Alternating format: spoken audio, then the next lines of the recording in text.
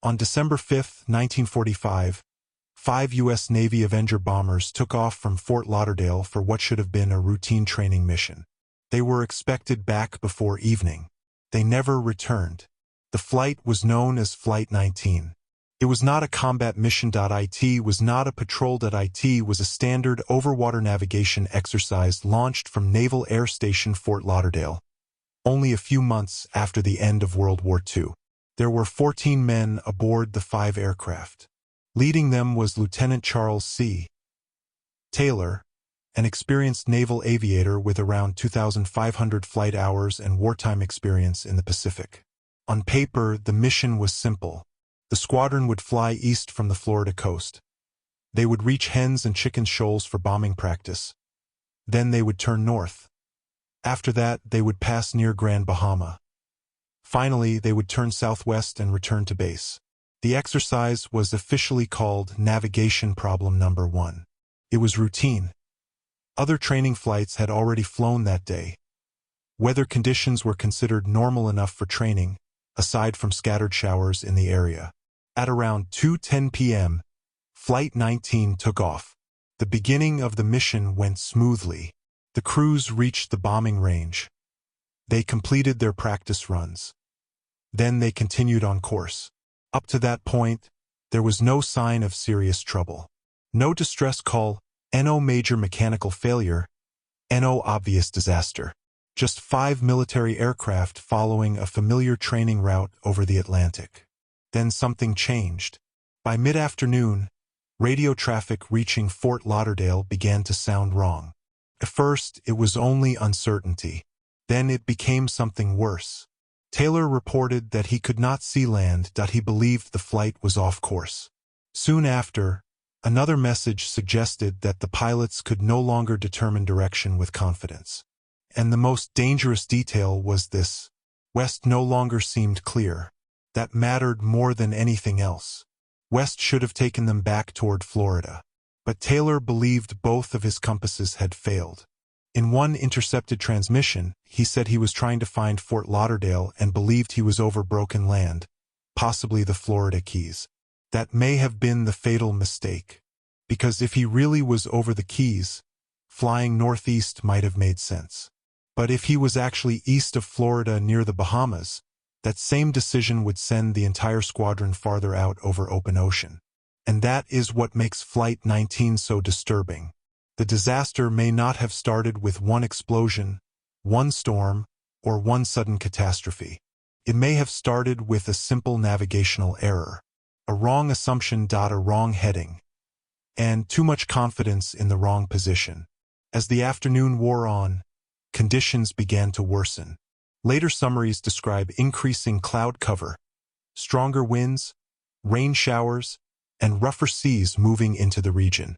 On the ground, instructors and radio operators tried to understand where the planes were. In the air, the men of Flight 19 were losing something every pilot depends on: orientation. And once a pilot stops trusting direction, every decision becomes harder. Every correction can become another mistake. Every mile can take the aircraft closer to safety, or farther away from it. The radio calls became more tense, more uncertain, more urgent. Somewhere over the Atlantic, 5 aircraft were still airborne. But the men inside them no longer seemed sure where they were, how far they had drifted, or which heading would actually bring them home. By late afternoon, Flight 19 was no longer following a training route. It was lost. And once that happened, the mission crossed a line it would never come back from. Then came the final radio messages. As daylight began to fade, the transmissions from Flight 19 became even more disturbing.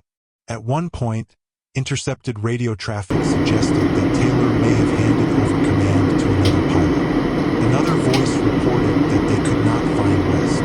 Everything looked wrong. Even the ocean looked strange. In one of the last known transmissions, the flight believed it might be far northeast of base. That was a terrible sign, because by then, fuel was running low. Time was running out, and the squadron still had no reliable fix on its position. Then the trail went silent. No successful return. No confirmed emergency landing. No verified wreckage field. No survivors. The 5 Avengers of Flight 19 simply disappeared. And within minutes, the mystery became even worse. Rescue aircraft were launched to search for the missing squadron. One of them was a PBM Mariner flying boat carrying 13 more men. It also vanished after checking in during the search. By the end of the night, 6 aircraft and 27 men had been lost. What followed was a massive search. Naval, military, and rescue assets combed a huge area of ocean. But despite the scale of the operation, there was no confirmed recovery of Flight 19 itself. No unmistakable debris field, no bodies, no final proof. That absence of evidence is one of the main reasons Flight 19 never became just another wartime-era accident report. It became a legend. But legends are not explanations. So what most likely happened? The first and strongest theory is pilot disorientation caused by compass trouble and mistaken geography. Historical summaries from the U.S. Navy point to fragmentary radio traffic suggesting compass failure and confusion on the part of the flight leader. The most likely scenario is that Taylor misidentified islands and believed he was near the Florida Keys when he was actually east of Florida. If that happened, then the course he chose would have taken the squadron farther out over the Atlantic instead of back toward land. The second theory is closely connected. Weather and sea conditions may have turned a bad situation into a fatal one. As the afternoon moved into evening, visibility worsened. Cloud cover increased. Winds strengthened, and sea conditions became rougher.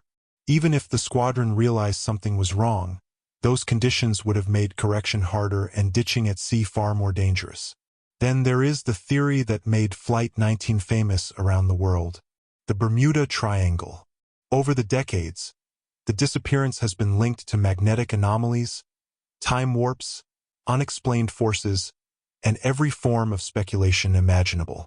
But the strongest historical explanations do not need anything supernatural. They need only what the evidence already suggests: confusion, fading daylight, unreliable direction, bad weather, and aircraft with limited fuel over open water. So what is the most likely explanation?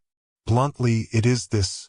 Flight 19 probably became lost after Taylor's confusion about direction and position led the squadron away from Florida instead of toward it. As fuel ran lower and the weather worsened, the aircraft were likely forced down into the Atlantic. That explanation fits the intercepted radio messages, the official historical summaries, and the total lack of any confirmed return path. But even that does not completely end the mystery, because without a confirmed wreck site, the final proof never came home. And that is why Flight 19 still haunts people decades later. Not because we know nothing, but because we know just enough. 5 aircraft, fading light, bad weather, voices on the radio, and a formation drifting farther from land with every decision.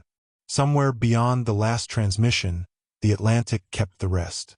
And for Flight 19, it never gave it back.